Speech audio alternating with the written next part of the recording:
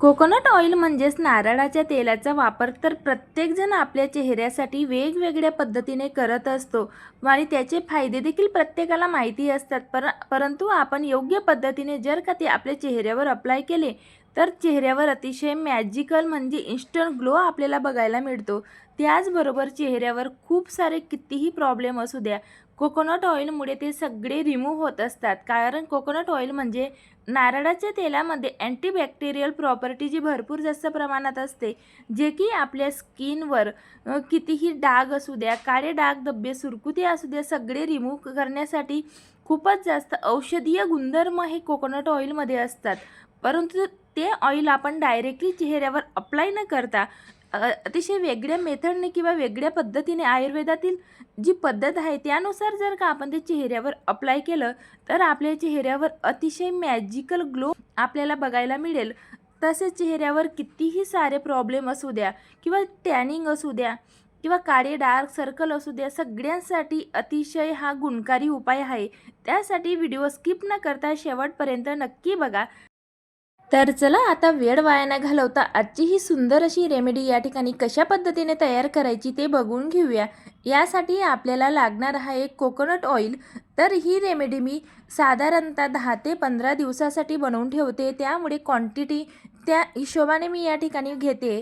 जर का तुम्हाला इन्स्टंटली ते यूज करायचं असेल किंवा 1 ते 2 दिवसासाठी तुम्हाला बनवून ठेवायची असेल तर तुम्ही प्रमाण थोडं कमी घेऊ शकता.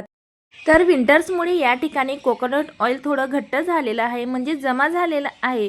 तर तुम्ही या ठिकाणी ते थोडं गरम करून देखील थोडं मेल्ट करू शकतात. तर अशा स्वरूपात देखील मी ज्या पद्धतीने या ठिकाणी कोकोनट ऑइलचा यूज केलेला आहे असं देखील आपण या ठिकाणी यूज करू शकतो. तर या ठिकाणी सेकंड जी इन्ग्रेडियंट आपल्याला यूज करायचं आहे ते म्हणजे ॲलोवेरा जेल. लक्षात ठेवा, या ठिकाणी ऑर्गॅनिक असं मार्केट बेसमध्ये जे ॲलोवेरा जेल येतं त्याचाच आपल्याला वापर करायचा आहे. प्लांट बेसमध्ये ॲलोवेरा जेल जे येतं ते अजिबात पण घेऊ नका, कारण ही रेमेडी आपण स्टोअर करून ठेवणार आहेत. जर का तुम्हाला इन्स्टंटली जरी चेहऱ्याला लावण्यासाठी ही बनवायची असेल तरी देखील प्लांटचं ॲलोवेरा जेल घेऊ नका, कारण बऱ्याच वेळा त्याची ॲलर्जी किंवा रिॲक्शन देखील भरपूर जणांना होत असतं. त्यामुळे मार्केट बेसमध्ये अशा प्रकारे जे ऑर्गॅनिक असे ॲलोवेरा जेल येतात किंवा तुम्ही पतंजलीचं सौंदर्य ॲलोवेरा जेल देखील या ठिकाणी घेऊ शकतात. तर या ठिकाणी साधारणतः मी 1 टेबलस्पून एवढं ॲलोवेरा जेल घेतलेलं आहे आणि हे बोरोप्लसचं ॲलोवेरा जेल मी या ठिकाणी यूज करते. तर ॲलोवेरा जेल घातल्यानंतर छान असं आपल्याला मिक्स करून घ्यायचं आहे आणि यामध्ये जे नेक्स्ट इन्ग्रेडियंट आहे ते म्हणजे गुलाबजल आपल्याला यामध्ये ॲड करायचं आहे. गुलाबजल आपल्या चेहऱ्याचं किंवा आपल्या त्वचेचं पीएच लेवल बॅलन्स करण्यासाठी खूप जास्त हेल्पफुल असतं. तसेच आपली स्किन ब्राईटनिंग आणि टाईटनिंग इफेक्ट देण्यासाठी गुलाबजलचा भरपूर जास्त यूज आजच्या रेमेडीसाठी होणार आहे. त्यामुळे गुलाबजल आपल्याला अजिबात देखील स्किप करायचं नाही आहे. तर साधारणतः 1 टेबलस्पून एवढं गुलाबजल मी या ठिकाणी ॲड केलेलं आहे आणि आता हे कंटिन्युअसली आपल्याला मिक्स करत राहायचं आहे, जेणेकरून हे पूर्णतः क्रीमी स्ट्रक्चरमध्ये किंवा क्रीम फॉर्ममध्ये ही रेमेडी येईल. तर या ठिकाणी कंटिन्युअसली आपल्याला मिक्स करत राहायचं आहे, बघू शकताय तुम्ही. तर स्ट्रक्चर या ठिकाणी ज्या पद्धतीने आपली मॉइश्चरायझिंग क्रीम असते किंवा लोशन असतं तशा पद्धतीने आपल्याला ही रेमेडी तयार करायची आहे. आता यामध्ये आपण एक सिक्रेट इन्ग्रेडियंट ॲड करणार आहोत, जेणेकरून चेहऱ्यावर अतिशय मॅजिकल ग्लो येईल. तर आता हे छान असं आपल्याला मिक्स करून घ्यायचं आहे. तर स्ट्रक्चर तुम्ही किंवा कन्सिस्टन्सी तुम्ही या ठिकाणी बघू शकतात. तर अशा पद्धतीनेच आपल्याला ही रेमेडी राहू द्यायची आहे.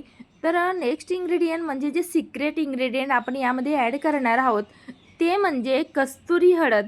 तर कस्तुरी हळदीमुळे काय होईल की आपल्या चेहऱ्याला एक नॅचरल ग्लो यायला मदत होईल.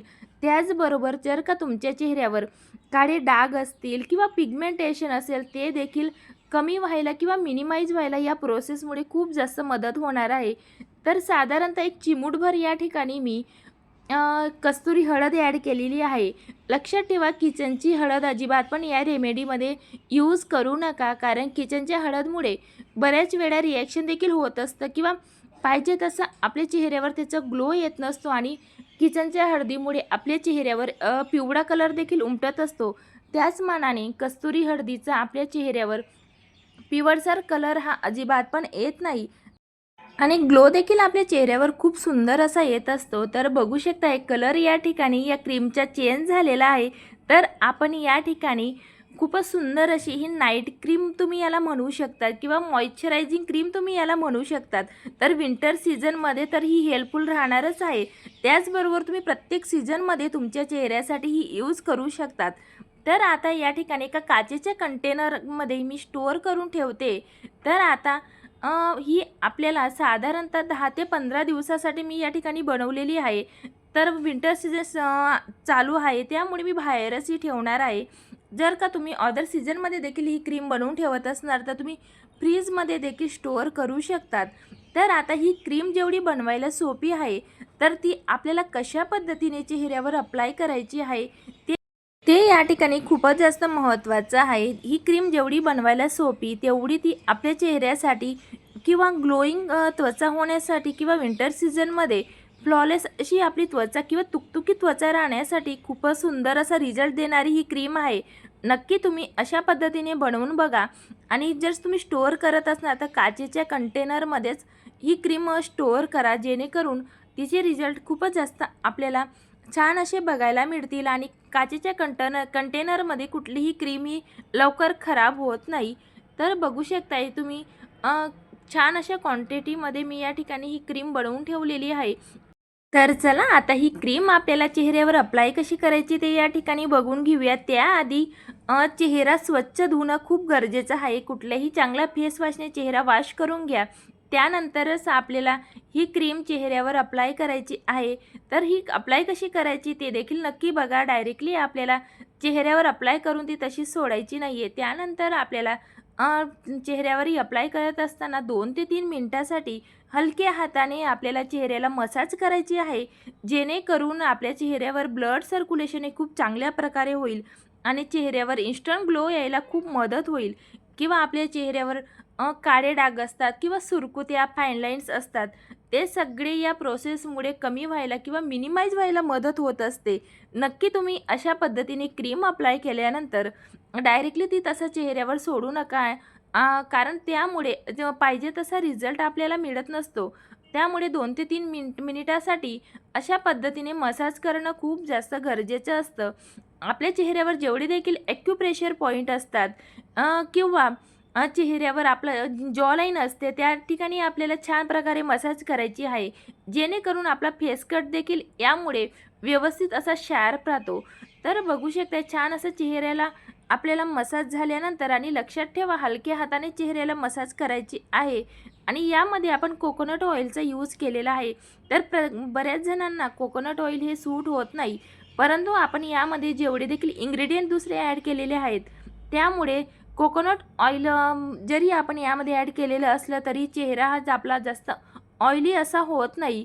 तर आपण गुलाबजल टाकलेलं असल्यामुळे चेहऱ्याला अतिशय सुंदर अशी चमक आपल्या चेहऱ्यावर येते आणि अजिबात देखील आपला चेहरा हा ग्रीसी किंवा चिपचिपी होत नाही. त्यामुळे अशा पद्धतीने नक्की तुम्ही ही क्रीम चेहऱ्यावर अप्लाय करून बघा. तर ही क्रीम तुम्ही किंवा हे जे लोशन आपण तयार केलेलं आहे ते तुम्ही हातापायांना देखील यूज करू शकतात. आणि विंटर सीझनमध्ये हातापायांसाठी देखील खूपच जास्त यूजफुल असं हे लोशन तुम्ही याला म्हणू शकता किंवा क्रीम म्हणू शकतात. खूपच जास्त हेल्पफुल आहे. तर बघू शकताय तुम्ही चेहऱ्यावर अतिशय इन्स्टंट ग्लो येतो आणि रोज रात्री तुम्ही झोपायच्या आधी चेहऱ्यावर ही अप्लाय करून झोपा. सकाळी तुमच्या चेहऱ्यावर अगदी मॅजिकल असा ग्लो तुम्हाला बघायला मिळेल.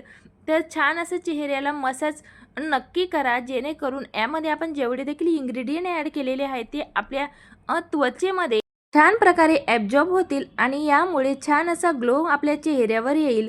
तर विंटर सीझनमध्ये आपण बऱ्याच वेळा आपल्या चेहऱ्याची त्वचा ही खूपच जास्त ड्राय झालेली असते आणि आपण भरपूर वेळा स्किन केअर करायचं विसरतो आणि बऱ्याच वेळा प्रत्येकाला शक्य होत नाही की महागडी अशी क्रीम आपण चेहऱ्यावर अप्लाय करू शकू. त्यामुळे आपण घरगुती जर का अशा होम रेमेडीज ट्राय केल्या तर आपल्या चेहऱ्यावर अजिबात त्याचे कुठलेही नुकसान होत नाही किंवा साईड इफेक्ट होत नाही आणि छान असा ग्लो देखील आपल्या चेहऱ्यावर येत असतो. तर नक्की तुम्ही अशा पद्धतीने ही रेमेडी तयार करून बघा आणि तुमच्या चेहऱ्यावर अप्लाय करून बघा. तुम्हालाही अतिशय सुंदर असा रिझल्ट यामुळे बघायला मिळेल. आणि हो, जर का तुमच्या चेहऱ्यावर पिगमेंटेशन असेल किंवा होठांच्या अवतीभोवती जो काळेपणा आलेला असतो, त्यावर देखील अतिशय हेल्पफुल अशी ही रेमेडी आहे. नक्की अप्लाय करून बघा. तर खूपच छान अशी शाईन आपल्या चेहऱ्यावर येत असते. त्याचबरोबर मेकअप रिमूव्ह करण्यासाठी देखील तुम्ही या क्रीमचा यूज करू शकतात. खूपच सुंदर असा हिचा रिझल्ट आहे. नक्की ट्राय करून बघा. आणि हो, आजची ही रेमेडी जर का तुम्हाला आवडली असेल, तर नक्की मला कमेंटमध्ये सांगा. आणि चेहऱ्यावर ग्लो आणण्यासाठी आपण बऱ्याच वेळा महागडी अशी क्रीम यूज करतो किंवा प्रोडक्ट यूज करत असतो. भरपूर वेळा त्यामध्ये केमिकलचा वापर हा जास्त केलेला असतो किंवा पॅराबिन किंवा सल्फेटचा वापर केलेला असतो, जेणेकरून ते आपल्या चेहऱ्यावर क्षणिक असा ग्लो तर देतात किंवा रिझल्ट देतात, परंतु नंतर त्याची रिॲक्शन आपल्या चेहऱ्यावर भरपूर वेळा बघायला मिळत असतात. त्यामुळे होम रेमेडीज आपण नक्की ट्राय करायला हव्यात. त्यासाठी मग माझी अशी नवनवीन रेमेडी जर तुम्हाला बघायच्या असतील, तर व्हिडिओला लाईक करायला विसरू नका. आणि चॅनलवर जर का नवीन असणार, तर चॅनलला सबस्क्राईब देखील नक्की करा. आणि हाई पॉईंट द्यायला विसरू नका. चला तर मग भेटूया नेक्स्ट रेमेडीसोबत. बाय.